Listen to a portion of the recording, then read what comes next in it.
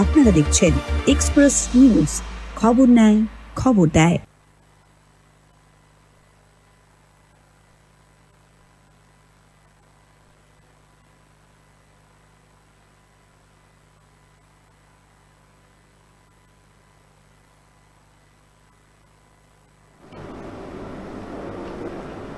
নমস্কার, এক্সপ্রেস নিউজের লোকসভার দখলদারিতে আমি গৌতম বন্দ্যোপাধ্যায়। আর আমার সঙ্গে আজকে যিনি অতিথি তিনি হচ্ছেন আসানসোল লোকসভা কেন্দ্রের সিপিএম প্রার্থী জাহানারা খান। অনেকেই আপনারা নামটা জানেন, বিশেষ করে যারা এই শ্রমিক অঞ্চলের বাসিন্দা তবে সবাই জানেন যে শ্রমিক পরিবারের একেবারে যাকে বলা হয় আদ্যন্ত শ্রমিক পরিবারের সদস্যা জাহানারা। এর আগে বিধায়ক ছিলেন, কিন্তু এবারে তিনি লোকসভার প্রার্থী। জাহানারাকে আমরা স্বাগত জানাচ্ছি আমাদের। নমস্কার। আমরা আজকে যেটা এই আসানসোল লোকসভার কেন্দ্রের যেটা মূল প্রশ্ন সেখানে আসবো, সেটা হচ্ছে এই যে একটা শ্রমিক অধ্যুষিত অঞ্চল যাকে আমরা শিল্পাঞ্চল বলতাম, সেই শিল্পাঞ্চলটা আস্তে আস্তে আস্তে আস্তে ক্রমেই বিলীন হয়ে যেতে যেতে এখন একটা মরুভূমির আকার নিতে চলেছে। এখানে ইস্টার্ন কোল ফিল্ডস লিমিটেড ছিল সারা পশ্চিমবাংলার মধ্যে রাষ্ট্রায়ত্ত সংস্থার মধ্যে সবচেয়ে বেশি কর্মসংস্থানের জায়গা, সবচেয়ে বেশি প্রত্যক্ষ এবং পরোক্ষ। এই সমগ্র অঞ্চলে আসানসোল, দুর্গাপুর সমস্ত শিল্পাঞ্চলে একটা বিশাল রেভিনিউ যাকে বলি আমরা আর্ন করত রাজ্য, এবং স্বভাবতই এই জায়গাটাও খুব ফুলে ফেপে উঠেছিল। আজ একেবারেই সেটা নষ্ট হতে বসেছে। কি করে হলো, কেন হলো? শ্রমিক পরিবারের এক সদস্য হয়ে তিনি কি ভাবছেন কিভাবে এটাকে চাঙ্গা করা যাবে? এবং সেই সমস্ত জায়গাটা একটা সময় সিপিএম মানে communist party of India, Marxist যাকে বলি, তাদের দখলদারি ছিল। সেই দখলদারিটা শেষ হয়ে গিয়েছে একেবারেই প্রায়। কেন শেষ হলো এবং কি করে সেটাকে ফিরিয়ে আনা যায়, এই সমস্ত প্রশ্নই আজকে আমরা করব। আমি প্রথম প্রশ্ন আপনাকে বলছি, জাহানারা, আপনি যে এখানে লড়তে এলেন, আমি আপনার অ্যাফিডেভিট দেখেছি, সেখানে দেখলাম আপনার বিরুদ্ধে একটিও ফৌজদারি একটি মাত্র মামলা, সে খুব সামান্য, মানে সরকারি আইন অমান্যের কিছুই নেই, তাছাড়া কোনো অভিযোগ নেই। আপনি অত্যন্ত সাধারণ পরিবার থেকে এসে আজকে এই যে লড়াইটায় নেমেছেন, যে লড়াইটা আজকের দিনে খুব একটা সম্মানজনক বলে ধরা হচ্ছে না, তো আপনাকে কেন সুখে থাকতে ভূতে গেল? আপনি কেন নামলেন? দেখুন, আমার বাবা শ্রমিক হওয়ার জন্য বাবা ট্রেড ইউনিয়ন করতেন, সেই হিসাবে আমি ছোট্ট থেকেই এই ট্রেড ইউনিয়ন দেখে দেখেই বড় হয়েছি। আর স্কুল লাইফে, পরে কলেজ লাইফে গিয়ে এসএফআই করেছি, তারপর ডিওয়াইএফআই করেছি, আমাদের যুব সংগঠন। তারপরে আমি পার্টির মেম্বারশিপ পেয়েছি, তারপর থেকে লাগাতার পার্টির সঙ্গে যুক্ত আছি। পার্টি যখন যেখানে যে আদেশ দিয়েছেন, যেটা করতে বলেছেন সেটা করেছি।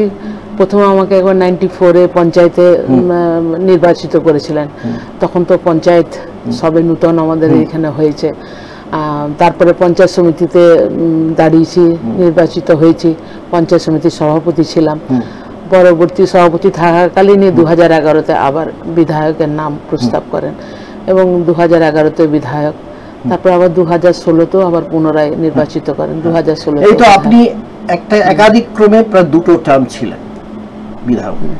তখনকার সঙ্গে এই যে পঞ্চায়েতের কথা বললেন, এই কথাটা আসবো। এই যে পঞ্চায়েত আপনি তারপরে দেখলেন, সেই পঞ্চায়েতের যখন তৃণমূলের রাজত্ব হলো, কি ফারাক দেখলেন? দেখুন, বামফ্রন্ট সরকার যেটা লক্ষ্য ছিল যে রাইটার্স বিল্ডিং নয়, একদম নেহাত পঞ্চায়েত থেকে মানুষের, খেটে খাওয়া গরিব মানুষের যে কাজ, সেই কাজটা করার। আমরা সেটা পঞ্চায়েতে দাঁড়িয়ে প্রত্যেকবার আমরা গ্রাম সভা ডাকতাম যে কোনো বিষয় নিয়ে। আপনার সার্বিক উন্নয়নের বলুন, কোনো ঘর আসা বলুন, কলের জলের টিউবওয়েল আসা বলুন, এগুলো নিয়ে যে সংখ্যা আসতো, আমরা গ্রাম সভার মধ্যে সমস্ত বুথে বুথে গ্রাম সভা ডেকে মানুষের কাছে আমরা নিতাম যে তোমার এলাকাতে কোন কাজ করলে ভালো হয়। তারা যে কাজগুলো লিপিবদ্ধ করাতো প্রত্যেক পঞ্চায়েত সদস্য সেগুলো আমরা নোট করে দিতাম। কি হলো সেটা, কোথায় পাল্টে গেল? সেটা পাল্টে গেল 2011-এর পর থেকে। আর গ্রাম সভার কোনো উল্লেখ নেই। পঞ্চায়েতে গিয়ে মানুষের যে অধিকার ছিল সেই অধিকারটা সরে গেল। লুটের পঞ্চায়েত তৈরি হলো। যে কোনো কাজ করতে গেলে তার কমিশন কত হবে, একটা রাস্তা যদি 5 লাখ টাকা স্যাংশন হয়, সে 5 লাখের মধ্যে 3 লাখের হয়তো কাজ হবে কিনা সন্দেহ, বাকি টাকাটা আমরা যাবে। যেটা হচ্ছে 6 ফিট করে উঁচু যে রাস্তা হয় সেই জায়গাতে দেখছেন 4 ফিট করে দিচ্ছে। মান, রাস্তার যে মান, সেই মানটা হচ্ছে যে জিনিসগুলো দিচ্ছে সেগুলো কোয়ালিটি ভালো নয়। দেখার লোক নেই মানে কি, সেখানে পার্সেন্টেজ খাচ্ছে। তো ঠিকাদার যেটা ঢালছে সেটা আর কেউ দেখছে না। ধরুন আপনাদের সংগঠন এক সময় ছিল, আমি বারবার মনে করি যে একটা সাংঘাতিক সংগঠন ছিল, বিশেষ করে শ্রমিক সংগঠন। তো এই অঞ্চলে সিপিআইএম, আমি খানিকারি বলছিলাম যে আপনারা তো সেখানে বাঘে গরুতে একসঙ্গে জল খেত এক ঘাটে। সেই সংগঠন কোথায় গেল? তারা আটকাতেই পারলো না। দেখুন, এই সরকার পরিবর্তনের ফল এমনভাবে সমস্ত মানুষের উপর এমনভাবে হামলা নিয়ে আসা হলো যে লাল ঝান্ডা যারাই করছে তাদের উপরেই আক্রমণ বেশি। আক্রমণ করো, তাকে সে যদি কমজোর হয় তাহলে সে তাদের ঝান্ডা ধরতে বাধ্য করানো হয়েছে। এইভাবে সংগঠনটাকে ভাঙা হয়েছে। যে ট্রেড ইউনিয়নের যারা আগে নেতৃত্ব ছিল, এবার ট্রেড ইউনিয়ন করার জন্য তাদের উপর বিভিন্ন ধরনের কেস দিয়ে দেওয়া হলো, ঘর ছাড়া হলো। মানুষ নিজের ফ্যামিলিটাকে বাঁচাবার জন্য, পরিবারটাকে বাঁচাবার জন্য লাস্টে মানুষ বাধ্য হয়েছিল তাদের ঝান্ডা নিয়ে। দেখুন, এই যে আপনারা ট্রেড ইউনিয়ন যখন করেছেন, আপনার বাবারা যখন করেছেন, সবাই অনেকেই করেছেন, তখন মূলত কেন্দ্রে ইউপিএ সরকারি বলুন, কেন্দ্রে কংগ্রেস সরকারি বলুন, তাদের একটা কোনো না কোনো পরোক্ষ প্রভাব ছিল। কিরকম? আপনাদের সঙ্গে একটা সদ্ভাব ছিল। সদ্ভাব মানে বিশেষ করে যাকে বলে আদর্শগত, একটা আদর্শগত কোনো একটা দিকে মিল ছিল। কিন্তু সেই মিলটা তো আপনারা তখন স্বীকার করতেন না, সেটা কারণ আপনাদের রাজনৈতিক বৈরিতা ছিল। আমি সেই কথাটা বলছি না। আমি বলতে চাইছি, যখন সেই কংগ্রেস চলে গেল, বিজেপি এলো, এই হিসেব যদি দেখেন আপনি, আমি হিসেবগুলো আমি পড়তে আলাদা করে পড়ে কিছু দরকারও নেই, আপনিও জানেন, এই সিপিএম এর ভোটটা এই যে এই অঞ্চলেও সমস্তটাই প্রায় বিজেপিতে চলে গেল। এটা কেন চলে গেল? এই এত আদর্শগত বিচ্যুতিটা কেন হলো? তার মধ্যে আপনাদের লোকও ছিল। হ্যাঁ, কিছু লোক মানুষ নিজেকে সেভ করার জন্য, তৃণমূলের আক্রমণ থেকে বাঁচার জন্য তারা হয়তো সেখানে গিয়েছিল, কিন্তু মানুষ সেখানেও দেখছে যে এখানেও আমাদের কোনো সুরাহা নাই। তাই আগামী দিনে তারা চাইছে পুনরায় লাল ঝান্ডার নিচে চলে আসতে। আপনি কি দেখছেন? আপনি যে প্রচারটা চালাচ্ছেন, আপনি কিভাবে প্রচারটা মূলত চালাচ্ছেন? আমি দেখুন, যেদিন থেকে নাম ঘোষণা হয়েছে সেই মুহূর্ত থেকেই বাইরে বেরিয়েছি। এলাকার 7টা বিধানসভা, সমস্ত এলাকাতে মানুষের কাছে যাচ্ছি। এলাকার মানুষের ক্ষোভ বিক্ষোভ, কাজ না থাকা, বেকারত্ব, মহিলাদের অর্থনৈতিক অবস্থা বহুত নিচের দিকে নেমে গেছে, রোজগার নাই, জিনিসপত্রের দাম আকাশ ছোঁয়া, বেতন তো বাড়েনি। বেতন না বাড়ার জন্য কর্মহীন মানুষের মধ্যে একটা বিরাট ক্ষোভ আছে। সেই ক্ষোভটা, তারপর হচ্ছে আমরা এই যে এলাকাতে বসবাস করি, খনি অঞ্চল, ধস গ্যাসের সমস্যা আছে। সেই সমস্যার জন্য দূর করার জন্য আমাদের প্রাক্তন সাংসদ হারাধন রায়, তিনি লড়াই করে টাকা নিয়েছিলেন মানুষকে পুনর্বাসনের জন্য। আজ 13 বছর হয়ে গেল, এখনো কিন্তু মানুষ সেই পুনর্বাসনের ঘর। এখানে দুটো খুব মানে অস্বস্তিকর প্রশ্ন আসবে। একটা হচ্ছে হারাধন রায় প্রসঙ্গ, আর আরেকটা হচ্ছে যে এই ধরুন যারা বিজেপিতে গেল বা আপনাদের সংগঠনের প্রতি যাদের বিতরাগ হয়ে গেল, ভয় পেল, তা আপনাদের একটা বিপ্লবী দল ছিল, মানে বৈপ্লবিক একটা চিন্তা ভাবনা ছিল। সেই বৈপ্লবিক চিন্তা ভাবনা থেকে সবাই বাড়িতে ঢুকে গেল, এবং সে জায়গায় কারা না বিজেপি চলে এলো। বিজেপি কিরকম? অতি দক্ষিণপন্থী একটা দল। আপনাদের বামপন্থী থেকে অতি দক্ষিণপন্থী দলের একটা এখানে যে উন্মেষ ঘটে গেল, সেটাকে আপনারা এই বিশেষ করে শ্রমিক অঞ্চলে কি করে ঠেকাবেন? আর হারাধন রায়কে তো আপনারাই সরিয়েছিলেন, এটা সবাই জানে, আমরাও জানি, আপনারাও জানেন। না না, আমরা সরাইনি, এটা আপনারা ভুল বলছেন। দেখুন, উনি আউটসোর্সিং এর বিরুদ্ধে লড়াই করেছিলেন। তো সেই সময় মানুষের মধ্যে হয়তো ভেবেছিল যে যদি কলিয়ারিগুলোকে বাঁচানো যায়, তো সেই অবস্থাতে এটা করেছেন। এই নিয়ে একটা দ্বন্দ্ব ছিল। তো সেটা এমন কিছু না, সেটা আমাদের হয়তো নীতির এবং আদর্শের প্রতি সেটা একটা কথা। কিন্তু মানুষ যেটা চাইছে এই কঠিন পরিস্থিতির মধ্যে মানুষ বুঝে গেছে যে আমরা আর এমন আক্রমণ হয়েছে 2011-র পর থেকে, আপনারা জানেন পঞ্চায়েতগুলো, পৌরসভাগুলো, মানে একটা বাড়িতে আক্রমণ হয়েছে পঞ্চায়েত, তার 10 মিনিট পর আরেকটা বাড়িতে, আবার 10 মিনিট পর আরেকটা, মানে এক একটা গ্রুপ করে, মানে যে অঞ্চলে তারা আক্রমণ করছে কেউ ওকে সেফগার্ড দেওয়ার মতো মানুষ নেই। একটার পর একটা, মানে পরপর ফোন আসছে, ফোন আসছে, আমার ঘরের উপর হামলা করছে, 10 মিনিট পর আরেকজন, আরেকটা গ্রুপ আরেকটা বাড়িতে, মানে যে পাড়াতে তারা আক্রমণ নামিয়ে নিয়েছেন পরপর ধরে আক্রমণ, সে আক্রমণ এবং সেই দিনগুলো মনে পড়ে। তাহলে এটাকে একটা বলা যেতে পারে একটা রাজনৈতিক বিপর্যয় বলা যেতে পারে। আপনাদের রাজনৈতিক বিপর্যয়টা কোথায়, যে মানুষ, মানে বিশেষ করে আপনাদেরও অনেক যে কর্মী সমর্থক তারা বিজেপিতে চলে গেলেন ভয়ে। বিজেপি কেন এলো? কারণ বিজেপি সেন্টারে এসে নিজেকে বারবার বলে দিল যে তারাই সবাইকে রক্ষা করবে। এই যে একটা রক্ষা করবে বললো, সেটা তো এখনো তাদের আছে। এখনো তো তারা মোদী তো বলছেন আব কি বাত 400 পার, তো এই সাংঘাতিকভাবে হুঙ্কার দিচ্ছেন।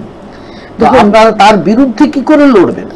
দেখুন, 10 বছরে মানুষ পরিবর্তনের পর 10 বছর মানুষ দেখেছে, একটা দুটো দিন নয়, একটা টার্মও নয়, মানুষ 10 বছর দেখেছে যে বিজেপি আমাদের জন্য কি যে প্রতিশ্রুতিগুলো দিয়েছিল সেই প্রতিশ্রুতি আমাদের জন্য কতটা করতে পেরেছে।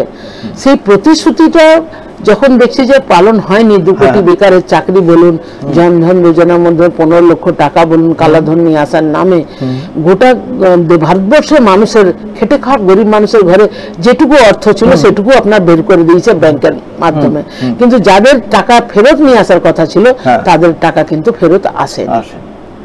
এটা দেখে মানুষ বুঝতে পারছে। আর যখন থেকে বিজেপি এসছে সাধারণ মানুষদেরকে খালি লাইনেই দাঁড়িয়েছে, আধারের সাথে লিঙ্ক করুন, ব্যাংকের সঙ্গে আধার লিঙ্ক করুন, ইয়ের সাথে লিঙ্ক করুন, এই লিঙ্ক করতে করতে টাকা পরিবর্তন করতে করতে মানুষ হয়রান হয়ে গেছে। আপনারা দেখেছেন নোটবন্দির সময় অনেক মানুষ হার্টফেল করে মারা গেছে। এই সময়ে যখন মানুষের কাছে অল্প টাকা আছে, আসে বললেন মোদিজি 2000 টাকার নোট বের করছি, সেই নোট এমন আছে তার মধ্যে এমন চিপস দেওয়া আছে কেউ তাকে করতে পারবে না, মাটির নিচে রাখলেও সেই নোট ইয়ে হবে না। কিন্তু আপনি দেখলেন যে সেই নোট বের হতে না হতেই কিছুদিনের মধ্যে তারও ডুপ্লিকেট চলে এলো। মানে যে প্রতিশ্রুতি ভারতবর্ষের মানুষকে দিয়েছিলেন কোনো প্রতিশ্রুতি উনি রাখতে পারেন। তো আমি এইবারে যে আপনারা এখানে যে লড়ছেন, গত আপনারা আমি দেখতে পাচ্ছি যারা যারা দাঁড়িয়েছিলেন, ভোটটা যেভাবে কমেছে, তারপরে একটু গৌরাঙ্গ চট্টোপাধ্যায় হেরে গিয়েছেন, পার্থ মুখোপাধ্যায় হেরে গিয়েছেন, আপনি এবারে প্রার্থী। তাদের যে ভোটের পার্সেন্টেজ ছিল, আপনার কি পার্থ তো 7% পেয়ে 7.8%, আপনার কি মনে হয় এর থেকে আপনার ভালো হবে? হ্যাঁ, আমি আশা রাখি। মানুষের যেভাবে আমি সাড়া পাচ্ছি, মানুষের চোখ মুখ বলে দিচ্ছে যে আমরা আগামী দিনে আপনাদের সঙ্গে থাকবো, লাল ঝান্ডার সঙ্গে থাকবো। এটা দেখে আমার আত্মবিশ্বাস যে মানুষ ফিরে আসছে, এর জবাব 13 তারিখে দেবে এবং এর ফলাফল আপনারা 4 তারিখে দেখতে পাবেন। দেখুন, এখানে এই অঞ্চলটা নিয়ে অনেক প্রশ্ন আছে, প্রশ্ন তো অনেক থাকে। একটা হচ্ছে শিল্পাঞ্চল নষ্ট হয়ে যাচ্ছে, আরেকটা হচ্ছে যেটা এই তৃণমূল সরকারের বিরুদ্ধে, এই যে কয়লা চুরি, গরু চুরি কেন এই পথ দিয়েই গেছে, আর কয়লা চুরিটা হচ্ছে মূল। যে কয়লা চুরি আপনাদের আমলেও ছিল, খুব ভালো রকমই ছিল না তা তো নয়, জামুরিয়াও ছিল, বারাবণী ছিল, নিয়মিত খবরও হয়েছে। কিন্তু পার্থক্যটা কোথায় হয়েছে এই তৃণমূলের আমলে আর আপনাদের সঙ্গে? কোথায় আপনারা এই আমলে চুরিটা এতভাবে বেড়ে গেছে যে বাচ্চা পর্যায় পর্যন্ত জানে যে কয়লার গাড়ি পার করছে তৃণমূলের কোন নেতা। গোটা রাস্তাতে আপনি দেখুন, পুলিশ বলুন, সিভিক বলুন, তারা যেভাবে টাকা আদায় করছে, তো সেটা দেখে আপনি বুঝতে পারবেন কয়লা, বালি, মোরাম কিচ্ছু তো বাকি দিচ্ছে না। শুধু যে কয়লা চুরি হচ্ছে তা নয়, আপনি এই এলাকাটা মার্চ মাস থেকে আমি ঘুরছি, মার্চ মাস থেকে গোটা আসানসোল এলাকাতে পানীয় জলের হাহাকার। আপনারাও বোধহয় নিউজ করবেন, বহু জায়গাতে মহিলারা হাঁড়ি কলসি নিয়ে পথ অবরোধ করছে।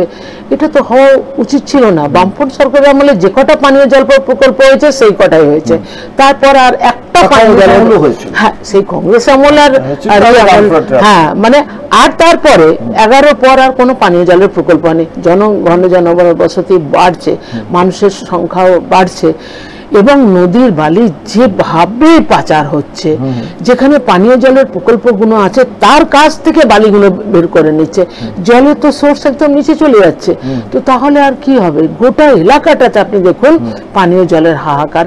মানুষ, এটা অনেক বড় প্রশ্ন মানুষের এখন সমস্ত জায়গাতে এটাই বলছে, যদি জলের ব্যাপারটা আপনারা কিন্তু সুরাহা করবেন, যে জলের হাহাকার দেখুন সারা ভারতবর্ষেই চলছে। মানে এমনকি দক্ষিণে, শুধু দক্ষিণে দেখবেন পরপর প্রত্যেকটা রাজ্য, কর্ণাটকে পর্যন্ত জল একটা ভীষণ বড় ইস্যু হয়ে গিয়েছে, বিশেষ করে শিল্প শহরগুলোতে, ব্যাঙ্গালোরে হচ্ছে। ঠিক এখানেও জলের অনেক কিছু কারণ আছে। জলের ভূস্তরটা নেমে গিয়েছে, কয়লা আছে তার জন্য, বালি আছে তার জন্য, বিভিন্ন কারণে ভূস্তরটা নেমে গিয়েছে। এটা তো অনেক বড় ব্যাপার। সেই বড় ব্যাপারে আপনার তো এই মুহূর্তে কিছু আপনারাও করতে পারবেন না। কিন্তু ধরুন আপনারা যদি জিতলেন, ধরুন আমি হাইপোথেটিক্যালি বললাম আপনি জিতলেন, তা আপনার প্রথম কাজটা কি হবে? দেখুন, আমরা একটা ঠিক করেছি, যে কজন মহিলা আমরা সাংসদ দাঁড়িয়েছি, যদি জিতি তাহলে আমাদের সংসদের টাকার একটা অংশ 1 কোটি টাকা দিয়ে আমরা একটা করে ফান্ড করব, মহিলা আত্মরক্ষা সমিতি, এবং সেই সমিতির মাধ্যমে যে যে এলাকাতে সাংসদ থাকবে সেখানে আত্মমর্যাদা কেন্দ্র গড়ে তোলা হবে।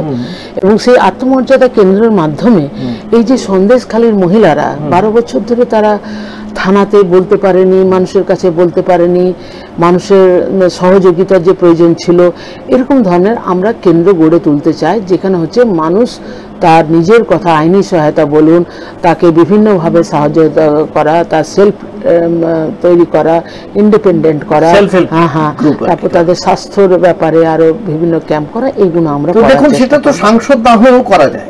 আপনারা তো সেটা সাংসদ হতে হবে তার মনে দরকার নেই, দেশের আইন আছে, এবং আইন প্রচুর লোকই জানে না কি কি আইন আছে। আমি যদি সন্দেশখালী বলেন, সন্দেশখালী এমন কিছু তো বিদেশ নয়, আমাদের দেশ। সেখানে আপনাদের লোকেরা এতদিন ধরে 12 বছর ধরে চুপ করে থাকলো কেন? 12 বছর ধরে চুপ করে থাকলো, আমার এই সন্দেশখালী যাওয়ার সুযোগ হয়েছিল, কমরেড বৃন্দা করা দিদির সঙ্গে আমি গিয়েছিলাম। সেখানকার মানুষের যে আর্তনাদ, মানে সেখানে ওই উত্তম শাহজাহানের এমন এমন আক্রমণ, মানুষের প্রতিবাদ করার কোনো ক্ষমতা ছিল না। মহিলাদের উপর দিনের পর দিন অত্যাচার করেছেন, গরিব মানুষের তাদের যে জমি, সেই জমি কেড়ে নিয়েছে, পাট্টাদার জমি নিয়ে নিয়েছে, তাদের জমিতে ওই নোনা জল ঢুকিয়ে দেওয়া হয়েছে, তাদের যে রুজি রোজগার সম্পূর্ণ বন্ধ করে দেওয়া হয়েছে। শাহজাহান আপনাদের সঙ্গে ছিল, শাহজাহান আপনাদের সঙ্গে এক সময় ছিল, সেটা ছিল না তা তো নয়, পরে দল এরকম তো অনেক লোকই ছিল, তারা তো দল বদলে, তারা তো এখনো ইয়ে হয়ে গেছে,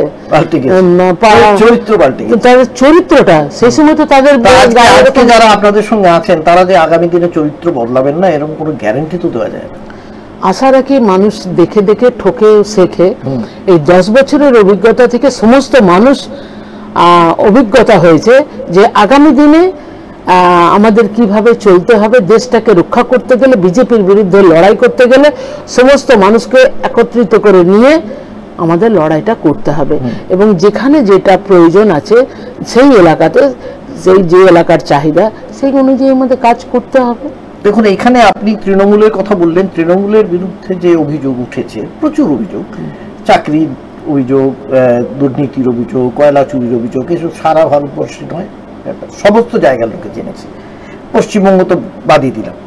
কিন্তু ভারতীয় জনতা পার্টি যে নীতিটা নিয়েছে, তাদের একটা অংশ কট্টর হিন্দুত্ব বা ধর্মীয় তাস যাকে বলছে, এই যে কট্টর ধর্মীয় তাসটা ব্যবহার করেছে, আপনাদের দলেরও প্রচুর লোক ওখানে চলে গিয়েছিল, তার বিপরীতে আপনাদের যদি নিয়ে আসতে হয় মানে যাকে বলা হয় একটা নদীকে উল্টো খাতে বইয়ে আপনাকে বওয়াতে হবে, তার কোন রকমের চিহ্ন দেখতে পাচ্ছেন? হ্যাঁ দেখুন, সংখ্যালঘু পরিবারের উপর এবং আদিবাসী সম্প্রদায়ের মানুষের উপর বিজেপি সরকার আসার পর যে ধরনের আক্রমণ নামিয়ে নিয়ে আসা হয়েছে আপনারা জানেন, নতুন করে বলার কিছুই নেই। এই আক্রমণ হাত থেকে রক্ষা পাওয়ার জন্য মানুষ এখন পরিত্রাণ চাইছে এবং তারা চাইছে এমন একজন আসুক যার মাধ্যমে আমরা আমাদের মনের কথাও বলতে পারি এবং আগামী দিনে আমাদেরকে শেল্টারও যাতে দিতে পারে। এই জন্য যে সমস্ত মানুষ যারা বিজেপিকে ভেবেছিল যে আমাদের সাহায্য করবে, তৃণমূল হাত থেকে বাঁচতে বিজেপির কাছে গিয়েছিল এবং বিজেপির যে আসল রূপ ধর্মীয় বিভাজন, যেটা হচ্ছে সব থেকে মারাত্মক ব্যাপার, সেই ধর্মীয় বিভাজন এবং আদিবাসীদের মধ্যে আপনি জানেন যাদের জল জঙ্গল ভূমির উপর যাদের অধিকার, সেই অধিকার কেড়ে নিয়েছে এই সরকার। অর্থাৎ তার থেকে বাঁচার জন্য মানুষ এখন কৃষক সংখ্যালঘুদের উপর দিল্লিতেও দেখেছেন কিরকম ধরনের বুলডোজার চালানো হয়েছে, তখন সমস্ত মানুষ এই জায়গা থেকে রিং ব্যাক করছে। এবারে আমি জিজ্ঞেস করছি, আপনার বিরুদ্ধে যে প্রার্থীরা রয়েছেন দুজন, তৃণমূলের এবং বিজেপির, তারা তো মানে ভীষণ বড় স্টেচারে, তাদের টাকা থেকে মানে ক্ষমতা আকাশচুম্বী যাকে বলে, আপনি তাদের সঙ্গে কি করে লড়বেন? আপনারা কোনো বলছে টাকা নিইনি, ইলেকট্রাল বন্ডে আপনারা টাকা নেননি, আপনাদের কোনো হাতে টাকা নেই, আপনারা কৌটো ইয়ে করেও টাকা তুলতে পারছেন না, তো লড়বেনটা কি করে আপনি? দেখুন, আমার বিরুদ্ধে কোন হেভি ওয়েট আছে না কি আছে আমি সেটা ভাবি না, আমি শুধু এটুকুই ভাবছি আমাদের লড়াইটা তো আদর্শের নীতি আদর্শকে কেন্দ্র করে, কোনো ব্যক্তি বিশেষের বিরুদ্ধে নয়। সে আমার বিরুদ্ধে করোড়পতি হোক আরবপতি হোক সেটা আমি ভাবছি না, আমি শুধু এইটুকুই ভাবছি আমাদের নীতি আদর্শ এবং ওনাদের নীতি আদর্শ এইটা তফাৎ আছে। এই নীতি আদর্শকে সামনে রেখে যে সমস্ত মানুষ আমাদেরকে সমর্থন করছে তাদেরকে নিয়েই আগামী দিনে চলবো। আপনার কি, আপনি যদি ধরেন যে ত্রিমুখী লড়াই না হয়ে দ্বিমুখী হয়, ধরে নেওয়া যায়, তাহলে আপনার সঙ্গে কার লড়াই হবে? আমি দেখুন কখনো কাউকে ছোট করে দেখা, যদি ধরে নেওয়া যায়, আপনি যদি ধরেন যে আমার এখানে দুজনেই লড়াই করবে, একজনকে ব্রাত্য হয়ে গেল, পারবে না সে, তো আপনি কোন দুজনকে ধরবেন? আমি আমার বিরুদ্ধে বিজেপি এবং তৃণমূল দুজন একই তো, যা বিজেপি তাই তৃণমূল, যা তৃণমূল তাই বিজেপি। আপনি বিজেপিকে ভোট দিয়েছিল, বাবুল সুপ্রিয়কে জিতিয়েছিল, সে তৃণমূলে চলে গেছে। আবার যিনি বিজেপিতে ছিলেন তিনি তৃণমূলে এসেছেন, ওদেরকে ভোট দেওয়া মানে নিজের ভোটটা নষ্ট করা, আমি এটুকু মনে করি। তো এই দুজনকেই আমি একই পর্যায়ে দেখি, যে এই দুজনেই হচ্ছে একই, যে শিক্ষার এপার আর ওপার দুটো একই, এদের ফ্যাক্টরি এক, শোরুম এদের আলাদা। আপনারা দেখছেন যে আমাদের গোটা পশ্চিমবঙ্গের মধ্যে যে সমস্ত বিধায়ক, যে সমস্ত এমপিরা, দেখলেন অর্জুন সিং বিজেপির সাংসদ হয়েছিলেন, এতদিন তৃণমূলের হলেন, সিট পেলেন না, উনি সাংসদ পদ ছাড়েননি, উনি আবার নিজের জায়গায় ঘর ফিরে গেলেন। তো এনাদের তো আসা যাওয়া দুটি ঘরের মধ্যে মধুর সম্পর্ক, কখনো রাগ করে এই বাড়িতে চলে আসে, যেমন মেয়ে বিয়ে শ্বশুর বাড়িতে যেমন মানুষের রাগ করে চলে যায় বাপের বাড়ি। তো আপনাদের কাছ থেকে গিয়ে যারা বিজেপিতে গেছে তারা আর আপনাদের ওখানে ফিরবে না বা ফিরতে দেবেন না, এরকম আপনি জানেন? না, আমাদের কাছ থেকে কোনো নেতৃত্ব যায়নি, গেছে খেটে খাওয়া গরিব মানুষ, তারা আক্রমণের না তৃণমূলে আপনি যদি বলেন রাজ্জাক মোল্লা বলবেন গেছে, সেটার মতিভ্রম হয়েছে, তো সেটা হচ্ছে আলাদা ব্যাপার। আর সেরকম যায়নি, বিক্রি হওয়ার মতো মানুষ আর নেই। 11-র পর থেকে যারা আছে তারা সলিড মানুষ আছে এবং মার খেয়ে কেস খেয়ে লড়াই করে এই জায়গাটাতে আছে, মানে আপনারা এখানে থাকবেন ধরে রাখা।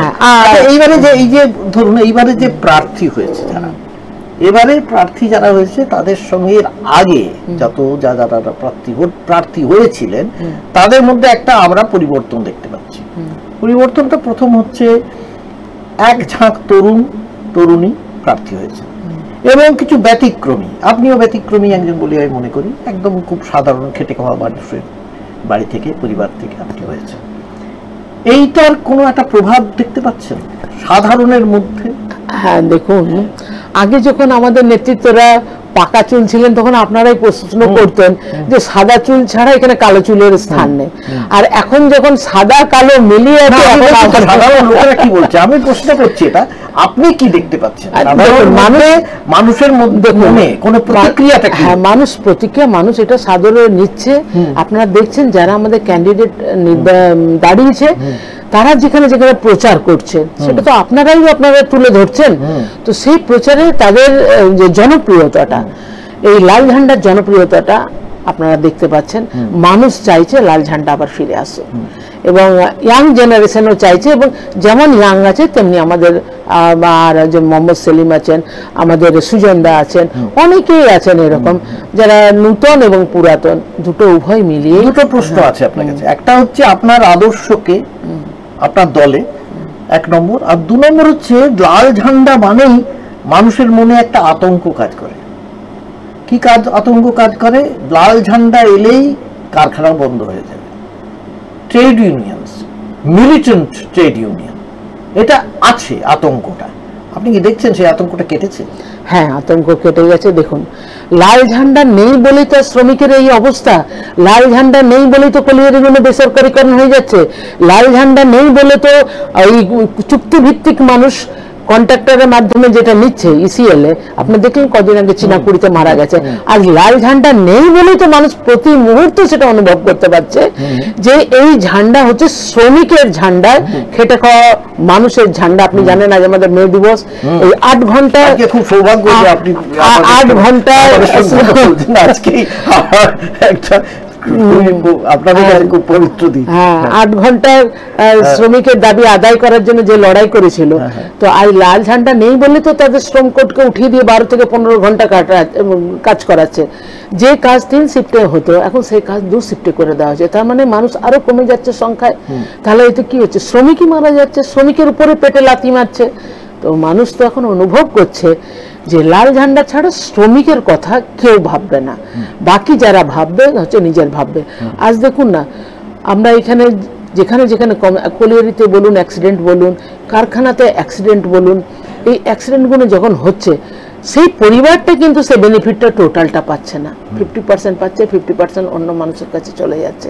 এটা তো হওয়া হচ্ছে না। আর লাল ঝান্ডা থাকলে 100% তার ঘরে টাকাটা যায়। কিন্তু সবচেয়ে বড় কথা কারখানাটা কিন্তু হয় না। না না, কারখানা না, এটা অপপ্রচার করা হয়েছে। আজ মানুষ বুঝতে পারছে। শ্রমিক দেখুন না, একটা কারখানা হচ্ছে তার পরিবারের মতো। একটা কারখানাটাকে গড়ে তোলে এবং কারখানাটা যাতে ভালোভাবে চলে সেই জন্য শ্রমিকরা যে জান দিয়ে লড়াই করে। তো যখন তারা লড়াই করে তখন এটা ভাবে যে আমার কারখানাটা বাঁচুক, কারখানা বাঁচলেই শ্রমিক বাঁচবে, কারখানা যদি না বাঁচে আমরা শ্রমিকরা বাঁচবো না। এই কথাটা একমাত্র লাল ঝান্ডাই ভাবে। এবার দেখুন আউটসোর্সিং, আপনি যেটা বলছেন আউটসোর্সিং, কিন্তু এটা খুব একটা অস্বস্তিকর প্রশ্ন আপনাদের কাছে, আমি জানি সেটা। আউটসোর্সিং না করলে ইসিএল বাঁচতো না, এটা জানি আমরা, জানি না তা বলবো না, কারণ এতই বেশি মাথা ভারী হয়ে গেছে, এত বেশি লোক হয়ে গিয়েছিল, ওই কোম্পানি চলতো না। সেই জন্য আপনারা আউটসোর্সিংটাকে খুব বেশি রকম প্রাধান্য দিয়েছিলেন এবং হারাধন বাবু সেটা দেননি, সেটাও আমি জানি। তার জন্য আপনাদের দলের মধ্যেও একটা সিদ্ধান্ত হয়েছিল যে আউটসোর্সিংকে মেনে নেওয়া হবে। ঠিক আছে, কাজে তার থেকে আপনারা পিছিয়ে আসতে পারবেন না। ধরুন আপনি তো একজন শ্রমিক পরিবারের কন্যা, তো আপনাদের এই অঞ্চলের যে শিল্প সেটাকে বাড়াবার জন্য, সেটাকে নতুন শিল্প আনার জন্য এক নম্বর কি, প্রথম কথা কি করবেন? দ্বিতীয় কথা, আপনি যেটা বললেন 8 ঘন্টা, এখন 12 থেকে 14 ঘন্টা কাজ কেন হয়? কারণ এখন হোয়াইট কলার জব হয়ে গিয়েছে সবই প্রায়, কারণ আপনি জানেন বাড়ি বসে এখন সম্পূর্ণ পাল্টে গিয়েছে সমস্তটা। আপনি সেটাকে এবার কি করে আটকাবেন? কাজে এর মাঝে তো আপনাদের একটা পথ বের করতে হবে। ঠিক পথ আছে? দেখুন, সব থেকে বড় কথা হচ্ছে আমাদের এই আসানসোল শিল্পাঞ্চল 10 বছরের মধ্যে শ্মশানে পরিণত হয়েছে। যেটা আমাদের আসানসোল দুর্গাপুর যেটা রুড় অঞ্চল বলা হতো, সেই রুড় অঞ্চল এখন আর নেই। সমস্ত শিল্প বন্ধ হয়ে গেছে এবং বন্ধ কলকারখানা খোলার দাবিতে যে প্রতিশ্রুতি দিয়েছিল বিজেপি সরকার, সেই সরকার কোনো প্রতিশ্রুতি রাখেনি। আমরা চাইছি এই তৃণমূল সরকার কারখানার লোহা যন্ত্রপাতি সমস্ত কেটে অবৈধভাবে বিক্রি করে দিচ্ছে এবং তারা চাইছে এই বন্ধ কলকারখানাগুলোর ওই প্রোমোটারিং ব্যবসা, এখন তো দেখেছেন এদের সে প্রমোটিং এর ব্যবসার মাধ্যমে সেগুলোতে আবার তৈরি করে বিক্রি করার জন্য। আমরা এটা চাইছি যে কারখানাগুলো বন্ধ হয়ে গেছে সেখানে নতুন কোনো শিল্প স্থাপন হোক, অন্য কোনো শিল্প হলে বেকারত্ব দূর হবে, এলাকার মানুষের কাজ আসবে। এবং আমরা চাই এই আসানসোল শিল্পাঞ্চলে বার্নস বলুন, ইস্কো বলুন, চিত্তরঞ্জন রেলওয়ে ইঞ্জিন কারখানা বলুন, এত ভালো এশিয়ার মধ্যে বৃহত্তম রেল ইঞ্জিন তৈরি হয়, সেই কারখানাটাকেও দেওয়ার কথা যে চলছে। আমাদের রানীগঞ্জে পেপার মিল বলুন, সাইকেল ফ্যাক্টরি বলুন, এগুলো যে বন্ধ হয়ে যে পড়ে আছে, আমরা চাইছি এই কারখানাগুলোতে নতুন করে শিল্প আসুক এবং বেকারত্ব দূর হোক। আচ্ছা, আপনার আদর্শকে বললেন না আপনাদের দলে? দেখুন, আমার আদর্শ সবাই না, একজন তো বিশেষ কেউ থাকেনি। যদি বলেন যে কি আদর্শ, তাহলে ছোট্ট থেকে যাকে খুব মানে জ্যোতি বসু। জ্যোতি বসুকে কেন আদর্শ মনে হয়? আমি ছোট থেকে দেখতাম জ্যোতি বসু বিভিন্ন জায়গাতে যেতেন, যেভাবে উনি সংগঠনটাকে গড়ে তুলেছিলেন। আমি আমার ছোট থেকেই আমি দেখে এসেছি আমার বাবাকে, আমার ঠাকুমাকে বিভিন্ন জায়গাতে এই গরিব মানুষদেরকে একত্রিত করার জন্য। তখন থেকে আমার একটা মনে স্বপ্ন ছিল যে যদি আমি বড় হয়, কোনো সময় যদি সুযোগ পাই, এই মানুষটাকে একবার কাছে গিয়ে দেখবো। বহুবার দেখা হয়েছে সংগঠনের স্বার্থে। সে কিরকম অভিজ্ঞতা ছিল? দারুণ অভিজ্ঞতা, দারুণ। আমি যুব সংগঠন করতাম, সেই হিসাবে বিভিন্ন জায়গাতে সম্মেলনে, যখন অল ইন্ডিয়া বলুন, স্টেট রাজ্য সম্মেলন বলুন, গেছি। আমার একটা নেশা ছিল খুব ক্যামেরা নিয়ে ফটো তোলা। তো সবাই আমাকে জানতো যে আমি ক্যামেরাম্যান, সাংবাদিক। তো সেই হিসাবে যখন আমি প্রথম দেখি, তো যখন চাপার চেষ্টা করি, আমাদের লিডারশিপ প্রথমে বলছিল তুমি এখানে এত টাইট সিকিউরিটি আছে, যেতে পারবে না। তো আমি ভাবলাম ঠিক আছে, তাহলে যাই একবার। তো ওখানে যখন গেলাম, জ্যোতি বসুর আত্মসহায়ক ছিলেন, উনিও চিনতেন, ওনাকে যে পরিচয় দিলাম, তখন বললো ঠিক আছে মা, তুমি চাপতে পারো, একটা ফটো তুলবে। তো আমি মনে মনে ভাবলাম, ক্যামেরা যখন হাতে থাকবে, একটা তুলবো না 10টা তুলবো, সেটা তো আমার ব্যাপার। তো এরকম ভাবে যেখানেই উনি গেছেন, সেখানেই আমি উঠে গিয়ে স্টেজে গিয়ে ফটো তুলতাম।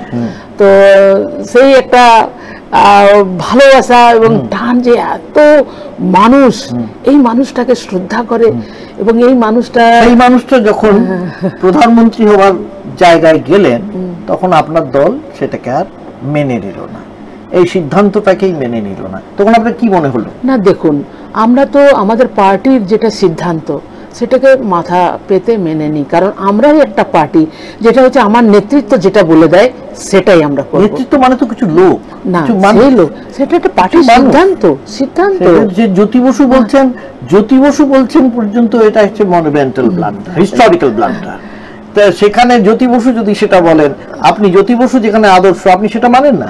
না, আমি মনে করি আমাদের পার্টির যেটা সিদ্ধান্ত, এবং সেরকম হলে জ্যোতি বসু এটা সুযোগটা নিতে পারতেন যে আমি প্রধানমন্ত্রী হই, কিন্তু উনি সেই সুযোগটা, সেই মানসিকতার মানুষটা, এত বড় মনের মানুষ, তিনি পার্টিটাকে শ্রদ্ধা করেন এবং পার্টির নীতি আদর্শটাকে মেনেই নেননি। এইখানে তো আপনাদের কংগ্রেসের সঙ্গে মোটামুটি একটা যাকে বলা হয় জুটি ভেবে আপনারা চলছেন মোটামুটি। এখানে কি আপনি সাহায্য পাচ্ছেন কংগ্রেস? হ্যাঁ, যেদিন থেকে নাম অ্যানাউন্স হয়েছে, ওনারাও নিজেদের মধ্যে আলাপ আলোচনা করে, ওনারাও সাংবাদিক সম্মেলন করে ওনারা সমর্থন জানিয়েছেন, এবং যেখানে যেখানে আমাদের প্রোগ্রাম হচ্ছে, আমরা রুটিন চার্ট তারা ওনাদের দিয়ে দিয়েছি, সেই অনুযায়ী ওনারাও একদম নিচের স্তর থেকে নেমে তারাও আসছে, সমস্ত জায়গায় প্রোগ্রামে ওরা অংশগ্রহণ করছে। আপনারা এখানে ডেমোগ্রাফিটা কিরকম? ডেমোগ্রাফি মানে হিন্দু মুসলিমের ভোটের কিরকম ডেমোগ্রাফি পার্সেন্টেজ জানেন? দেখুন, আমাদের এখানে মুসলিম ভোটও যেমন আছে, আদিবাসীদেরও ভোট আছে, এমনি মানুষেরও ভোট আছে। পার্সেন্টেজটা আমি আমি জানি এখানে মুসলিম ভোট ভালোই আছে এখানে, কিছু কিছু জায়গায়, বিশেষ করে যেখানে আপনার কলিয়ারি বেল্ট, সেখানে উর্দু ভাষী আছে, এবং সেখানে গিয়ে সেটা তো ঠিক আছে। বাকি যে অংশটা আপনি সেখানে, আমি ধরছি না, বাকি যে অংশটা সেখানে আপনি কতখানি পেনিট্রেট করতে পারলেন? কিভাবে পারলেন? কোন অংশে পারলেন? মানে শ্রমিকদের ক্ষেত্রে, নাকি ছাত্রদের ক্ষেত্রে, ছাত্রছাত্রীদের ক্ষেত্রে, কোন জায়গাতে আপনি বিশেষ করে পেনিট্রেশন হলো? আমি শ্রমিক পরিবারের মেয়ে হিসেবে প্রথমেই আমি শ্রমিকের বাড়ি গেছি। আচ্ছা, শ্রমিক এলাকা অনেক বড় এলাকা, হ্যাঁ, তো একটা নয়, 7টা বিধানসভা। তো বিভিন্ন জায়গাতে শ্রমিকের যে আমাদের সিআইটিউ যে সংগঠন আছে ওনাদের সঙ্গে এবং যেখানে যেখানে সম্ভব হয়েছে আমি গেছি, যেখানে হয়েছে আমাদের ট্রেড ইউনিয়নের নেতৃত্বরা তারা আসছেন, তারা সভা করছেন। আমরা বিভিন্ন জায়গাতে এবার হচ্ছে আমাদের ছাত্র যুব এখানে তো আর আমরা আলাদা নেই, আমরা এখন হচ্ছে সব একসঙ্গে লড়াইটা এখন একসঙ্গে, আর এটা অন্য সময় আমরা আলাদা আলাদা নিজেদের সংগঠন হিসেবে করতে, কিন্তু যেহেতু নির্বাচন অতএব আমরা সকলে একসঙ্গে মিলেই কাজ করছি। যেমন সংখ্যালঘু মানুষের কাছে যেমন আমরা আশীর্বাদ পাচ্ছি, তেমনি আবার আমাদের হিন্দি ভাষী মানুষ তারাও। আচ্ছা, আমি আপনাকে বলছি যে বিএমএস বা এইচএমএস ধরুন, এরা কিন্তু অনেক সময় বিজেপি সরকারের বিরুদ্ধেও আন্দোলন করেছে এবং করবে বলে, তাদের সহায়তা কিছু পাবেন না আশা করি। দেখুন, আমরা তো বিজেপি গভর্নমেন্টের বিরুদ্ধে লড়ছি দেশটাকে বাঁচাবার জন্য, এটাতে সমস্ত মানুষই সবার লক্ষ্য হচ্ছে আগে দেশ বাঁচুক, তবে তো আমরা ট্রেড ইউনিয়ন করবো। তো সেই লক্ষ্যে সামিল হয়ে সমস্ত মানুষই এসেছেন কি আদৌ? হ্যাঁ, এসেছেন নিশ্চয়ই, কিছু সাহায্য করছেন বিএমএস এইচএমএস হয়েও, মানে বিশেষ করে বিজেপির সঙ্গে সমর্থক, মানে কিন্তু মানে ওই ট্রেড ইউনিয়নের মেম্বার হয়েও কিছু মানুষ। দেখুন, সবার একটাই লক্ষ্য হচ্ছে আগে দেশ বাঁচুক, দেশ বাঁচলে আমাদের ট্রেড ইউনিয়ন বাঁচবে, দেশ যদি না বাঁচে তাহলে হবে না। এই সরকারকে দেখছে ভারতের সংবিধানকে মানে না, সংবিধান কোনো ইয়ে করে না, ভারত যে ধর্মনিরপেক্ষ রাষ্ট্র সেটাও হয় না। আর আগামী দিনে যদি এই সরকার আসবে তো না শিওর, কিন্তু 19তম লোকসভা নির্বাচন হবে কি হবে না সেটা একটা প্রশ্নের মুখে চলে যাচ্ছে। সমস্ত মানুষ উপলব্ধি করতে পারছে, সেই উপলব্ধির মধ্য থেকে মানুষ এটা চাইছে যে আমরা আমাদের আসানসোল শিল্পাঞ্চলে 10 বছর আমরা অন্য মানুষকে দেখেছি, 7 বছর আর 3 বছর, তারা আমাদের হয়ে একটা প্রশ্ন সংসদে করেনি কখনো এই এলাকার। কারণ এখন তো গুগল এর মাধ্যমে কে কি প্রশ্ন তুলেছে, কি করেছে সবই তো জানতে পারা যাচ্ছে। তো যারা আমাদের এলাকা নিয়ে যাদের সুযোগ ছিল, যাদের মানুষের আশীর্বাদ নিয়ে ওই জায়গাটায় গেছে এবং তারা সেখানে লড়াই করার কথা বলার মতো জায়গা ছিল, সে যেখানে কথা বলার জায়গা ছিল সেখানে একটা কোনো কথা বলেননি। অতএব মানুষ এখন প্রতিজ্ঞা করে নিয়েছে যে আমরা এমন একজন মানুষকে চাই যে আমাদের এলাকা নিয়ে বলবে, এলাকা নিয়ে কথা তুলে ধরবে, সেই মানুষকেই আমরা ভোট দিতে চাই। শত্রুঘ্ন সিনহা আর সুরিন্দর আলুওয়ালিয়া, এদের দুজনের আপনি যদি আপনাকে বলি যে আপনি দুজনকে ব্যাখ্যা করুন একটু, রাজনৈতিক ভাবে ব্যাখ্যা। না, রাজনৈতিক ব্যাখ্যা কিছু নাই। সুরিন্দর আলুওয়ালিয়া উনি আগে দার্জিলিং এ দাঁড়িয়েছিলেন, যতটুকু শুনেছি দার্জিলিং এ নিয়েও কোনোদিন কোনো প্রশ্ন সংসদে করেননি। গতবারে ইয়েতে দুর্গাপুরে দাঁড়িয়েছিলেন, তো দুর্গাপুরেরও কোনো প্রশ্ন কিন্তু উনি কখনো সংসদে করেননি। এই দুজনের, একজন সাংসদকে মানুষ নির্বাচিত করে কিসের জন্য? মানুষ তো এতটুকু আশা রাখে যে আমাদের কথাটা কমসে কম সংসদে তুলবে। আর শত্রুঘ্ন সিনহাকেও মানুষ দেখেছে যে 3 বছরে ইনিও সংসদে নীরব থেকেছেন। যখন কয়লা বিল পাস হয়েছে, শ্রম কোড পাস হয়েছে, মানুষ নীরব থেকেছেন, কখনো সেখানে প্রতিবাদ করেনি। তো সেই প্রতিবাদ যখন করেনি তখন মানুষ এটা। আপনি যদি সংসদ হন, আপনি কি কি এজেন্ডা আপনি রাখবেন পার্লামেন্টে? দেখুন, আমার এলাকার যে সমস্যাগুলো আছে, কি কি তার মধ্যে প্রথম হচ্ছে ধস গ্যাসের সমস্যা, যেটা এখনো পর্যন্ত এলাকার মানুষ প্রতি মুহূর্তে উপলব্ধি করছে। পানীয় জলের সমস্যা, বন্ধ কলকারখানা যেগুলো আছে সেই কলকারখানাতে নতুন করে শিল্প স্থাপনের জন্য, এইগুলো মেন। তারপর তার বিভিন্ন আছেই। তো আপনার পার্টি থেকে কোনো নির্দেশিত আছে, নির্দেশিকা যাকে বলে আছে, যে কিভাবে বন্ধ কলকারখানা খোলা যেতে পারে বা নতুন কারখানা হতে পারে, তার কোনো ব্লুপ্রিন্ট আপনাদের পার্টি তৈরি করেছে? নিশ্চয়ই আমার লিডারশিপের মাথাতে আছে। কোনো ব্লুপ্রিন্ট কি তৈরি করা হয়েছে?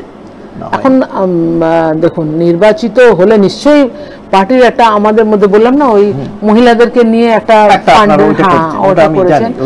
এবং এটাও ইয়ে আছে যে পশ্চিমবঙ্গকে বাঁচাতে গেলে নতুন জেনারেশনকে যদি বাঁচাতে যায়, শিক্ষিত বেকার যুবক যেভাবে আমাদের পরিযায়ী শ্রমিক হয়ে চলে যাচ্ছে অন্য রাজ্যের থেকে, তাদের অনেক সময় ডেলিভারি আসছে। হ্যাঁ, বাঁচিয়ে আপনাদের এখানে। হ্যাঁ, তো আমরা চাইছি শিল্প যদি হয় তাহলে আমাদের ছেলেরা আর বাইরে যাবে না, তারা এখানেই কাজ করবে। এবং নতুন যদি কোনো হয় যে শিল্প, তাহলে সেখানে বেকারত্বটা অনেক দূর হবে।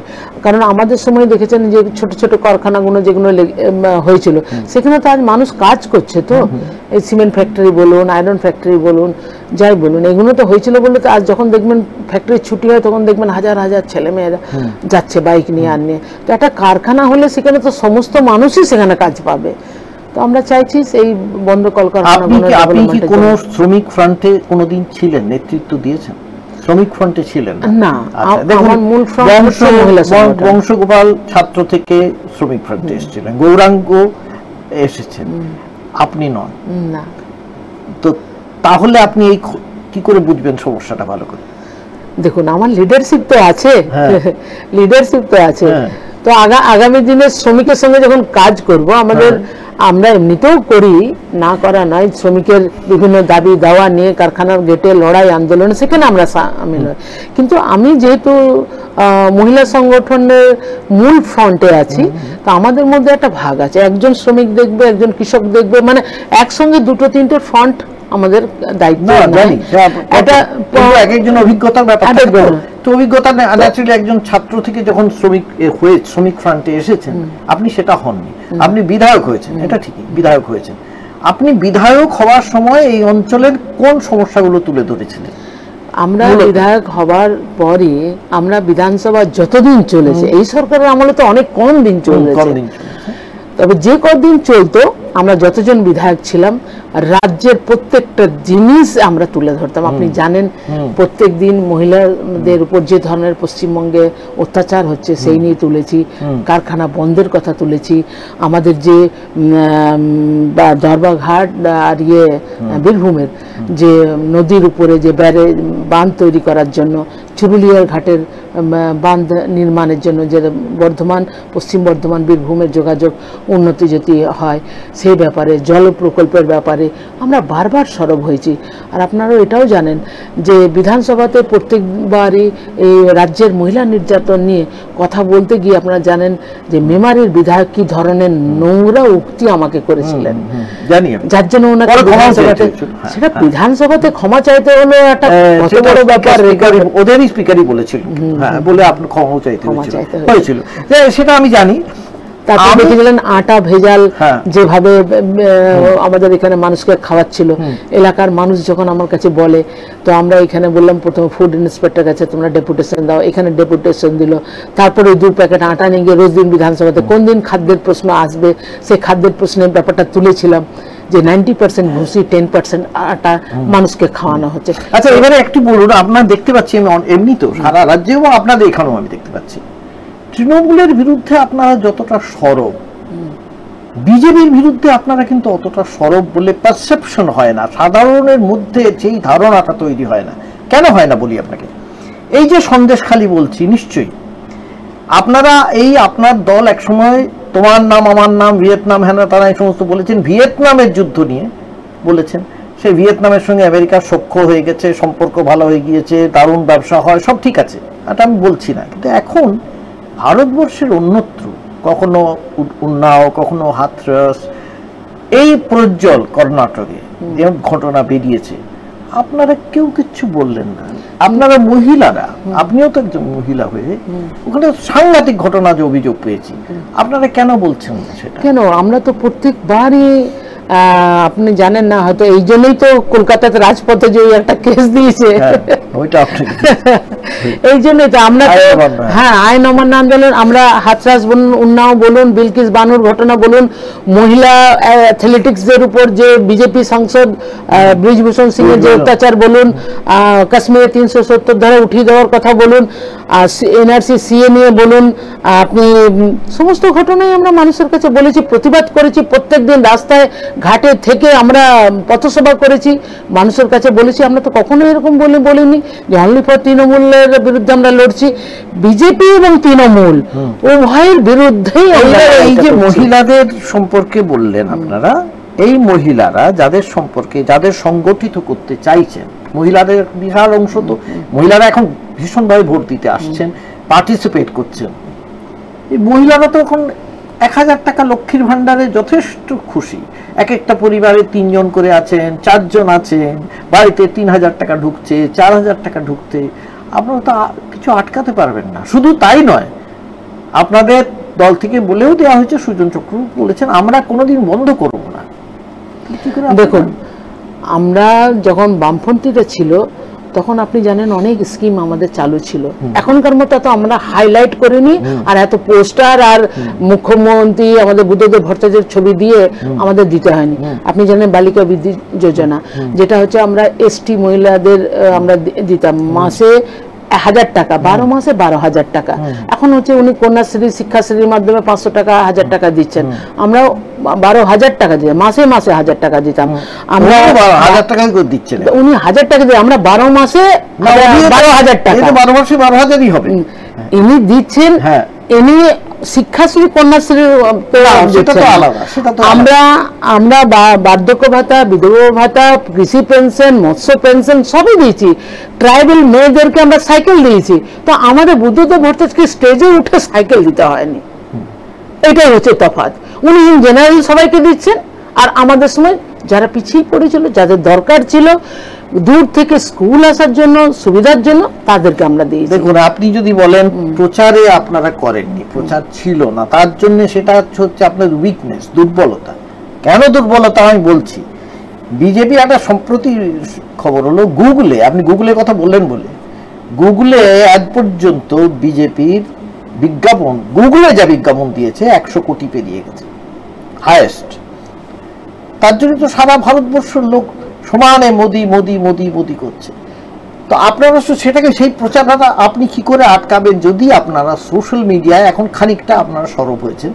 তো আমি আশ্চর্যভাবে, আমি দুর্গাপুরেও যিনি ছিলেন তাকেও বলেছি, আপনাকেও বলছি, আপনারা কিন্তু সোশ্যাল মিডিয়ায় সেইভাবে আপনাদের দেখা যাচ্ছে না। আপনার ফেসবুকে আছে কিন্তু টুইটারে দেখতে পাইনি, ইনস্টাগ্রামে নেই, যেগুলো সবাই ব্যবহার করছে। আপনাদের যে প্রজন্ম, নতুন প্রজন্ম, তারাও ভীষণভাবে ব্যবহার করছে, কেন নেই আপনারা? দেখুন, আমাদের তো আর নির্বাচনী বন্ডের টাকা নাই বিজেপির মধ্যে 100 কোটি টাকা লাগে না। ছেলেদের বা আপনাদের মনস্ক তারাই করতে পারে, কিন্তু করলো না কেন? এখন এটা শুরু হয়েছে, কিন্তু ওই রকম ওদের মতো অত বিশ্বাস আপনাদের ওই রকমই হয়েছে, অতখানি আপনাদের আইটি সেল অতখানি জোরালো এখন, কিন্তু আপনাদের দিক থেকে সেটা ওখানে পৌঁছচ্ছে না। কেন বলছি আপনাকে, আপনাদের যে যারা আছে মাথায়, শতরূপ বলুন, সৃজন বলুন, বা এই সমস্ত যারা রয়েছেন এখন, এমনকি অনেকেই এরকম যারা কম বয়সী ছেলেগুলো, তাদের প্রচুর সোশ্যাল মিডিয়ায় ভরপুর থাকছে। কিন্তু এই যে শিল্পাঞ্চলে যাকে বলছেন, আসানসোল, দুর্গাপুর, বাঁকুড়া, বীরভূম, এই অঞ্চলে নেই। কেন নেই? পিছিয়ে থাকছেন আপনারা, কেন পিছিয়ে থাকছেন? পিছিয়ে মানে এবার হয়তো আমরা সেরকম ভাবে মানুষকে বোঝাতে পারছি না, যার ফলে তারা সোশ্যাল মিডিয়ার একটা অংশ করছে আর একটা অংশ করছে না। আগামী দিনে আস্তে আস্তে আপনার ফেসবুক অ্যাকাউন্টেই একজন কি দুজনের কেবল আমি পোস্ট দেখেছি, আর কেন নেই? কেন আপনার কেন বাড়াননি? কেন বাড়াতে চাইছেন না কেন আপনি? কিন্তু আপনি বাড়িতে বাড়িতে প্রচার, তো এটাও ফেসবুকও তো বাড়িতে বাড়িতেই প্রচার, কমিউনিটি গ্রো করা, সেই কমিউনিটি গ্রো করছে না আপনারা। হ্যাঁ, সেদিক দিয়ে আমাদের একটু দুর্বলতা আছে।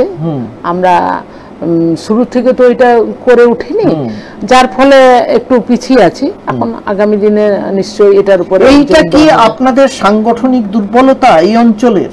হ্যাঁ, দেখুন, আমরা তো খেটে খাওয়া গরিব মানুষদেরকে নিয়ে আমরা বেশি সংগঠন করি। অতএব সবাই তো খেটে খাওয়া গরিব মানুষ নয়, প্রচুর মানুষ আছে, শিক্ষক আছেন, যারাও আপনাদের সঙ্গে আছেন, ট্রেড ইউনিয়ন নেতা আছেন, তারা তো আছেন।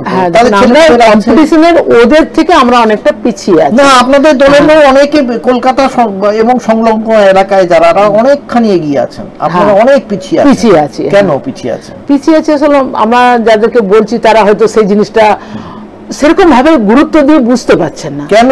এটা তো বৈষম্য একটা। হ্যাঁ, এটা মানে আমাদের দলের মধ্যে একটা বৈষম্য আছে। না, বৈষম্য নয়, আমরা হয়তো ঠিকমতো ভাবে তাদেরকে বোঝাতে পারছি না। এটাই হচ্ছে আশা করি আগামী দিনে এই ব্যাপারটা নিয়ে আমরা এ নিয়ে অনেকবার মিটিং করেছি সোশ্যাল মিডিয়ার।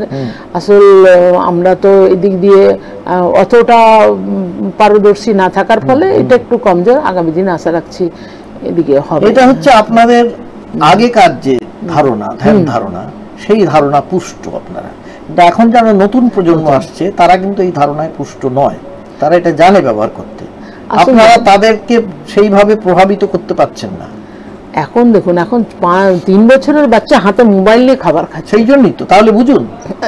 তো এইটা মানে ও হওয়ার পরে পেয়েছে, তো যার ফলে এত কিছু করছে। আচ্ছা, এবারে আমি রাজনীতির অনেক কিছু আলোচনা হলো আপনার সঙ্গে, যথেষ্ট ভালোই আলোচনা হলো।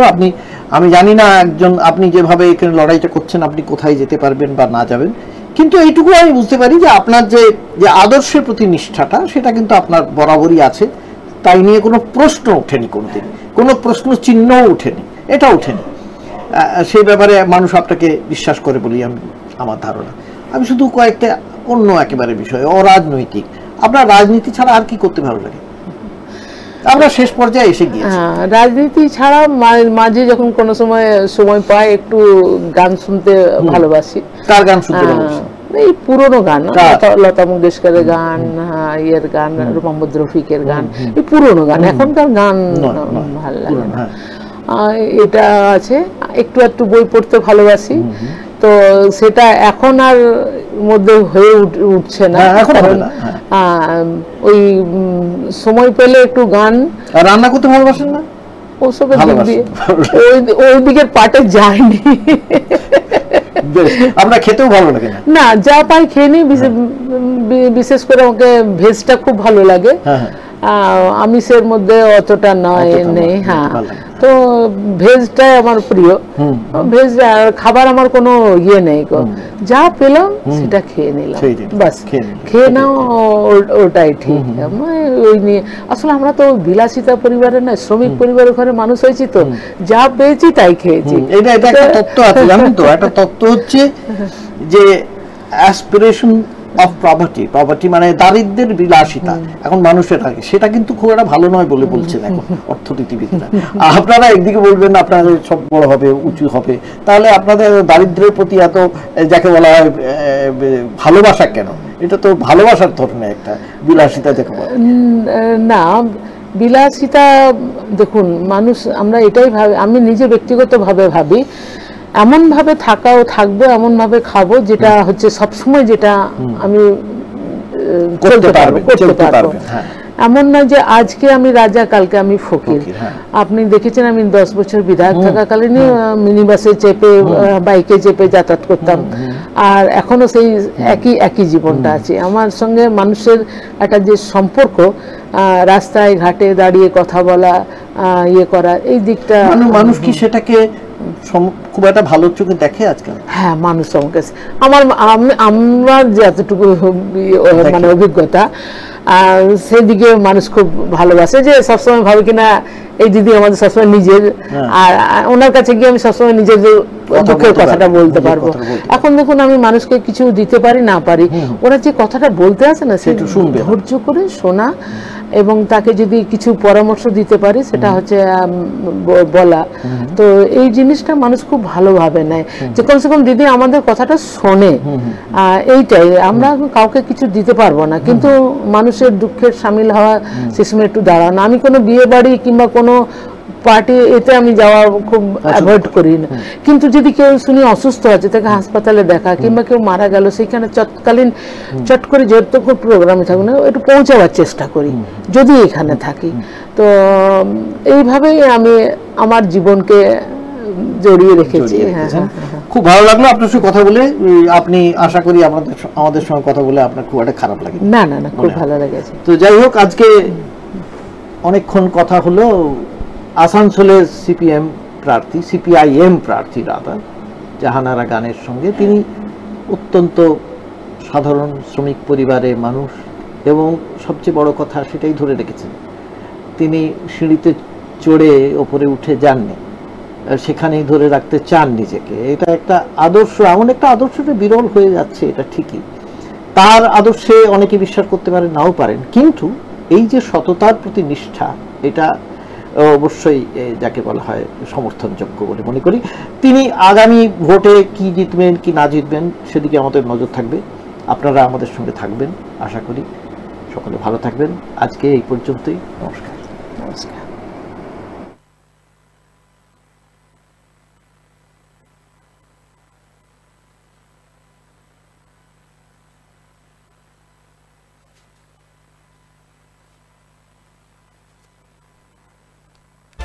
এই হলো ডেডলাইন কমিউনিকেশনস প্রাইভেট লিমিটেড। আপনারা দেখছেন এক্সপ্রেস নিউজ, খবর নেয় খবর দেয়। ব্লক নম্বর 92 AGC বোস রোড, কলকাতা 70